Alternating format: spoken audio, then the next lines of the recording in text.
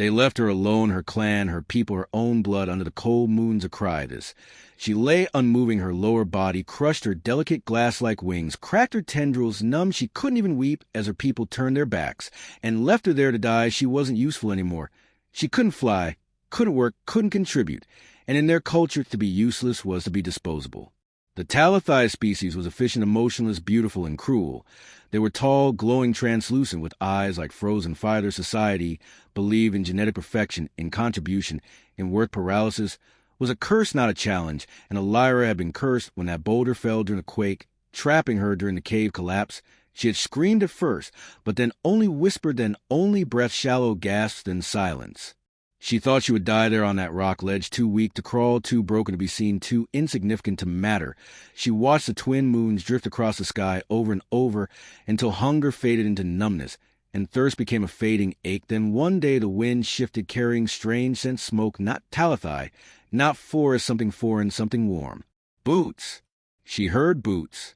She tried to lift her head, couldn't, just blinked weakly. Then a voice. Low, human, unmistakably human. What the hell? He knelt beside her, his face covered in grime, a toolpack slung over one shoulder, his jacket torn and patched. Hey, you're alive, Hey, don't move, it's okay, I've got you. His voice was gentle but firm, his eyes not full of pity but urgency, and something else, something fierce. She blinked again, her fingers barely twitching. She was barely more than a husk, but he lifted her so carefully, so impossibly gently, his arms warm against her cold skin. You're light as paper, he murmured. What did they do to you? She didn't answer, couldn't, but something about him, some core of heat, kept her eyes open longer that night. He wrapped her in his coat, built a small fire, and fed her broth drop by drop. He was called Nate. Just Nate, he said with a grin, when she finally could whisper her name. His smile was crooked, one too, chipped his hair, always a mess, but he carried her every day, cleaned her injuries, crafted a brace for her wings, even though they'd never fly again. He never asked her to be useful. He never once made her feel broken.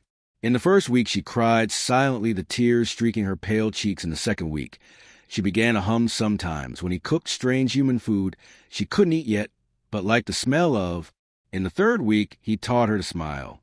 He made a sled from salvage parts, pulled her across the hills when he searched for old supplies each time someone saw them. They stared at human, with a Talathai girl, broken, frail, a disgrace in their culture. But Nate didn't care. He'd throw a wrench or a snarky comment and keep walking. You don't leave someone behind just because they need you, he'd said once to a merchant who called Elira waste. And Elira had blinked and then laughed for the first time. Her voice was soft, musical, and broken like her body, but Nate never winced when she spoke.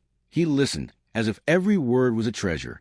They lived in a cabin Nate rebuilt from ruins, solar panels on the roof, battery packs humming. He carried her everywhere, but not like a burden, like a choice, like she mattered.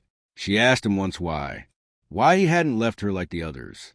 He was quiet a long time, then said, because I know what it's like to be thrown away. He told her about Earth, about the war, the collapse, how he was just a mechanic, not a soldier, how he'd been left behind during retreat, how he survived alone, how no one came back for him. Except now, he could come back for someone else. She wept again, but this time it was warm.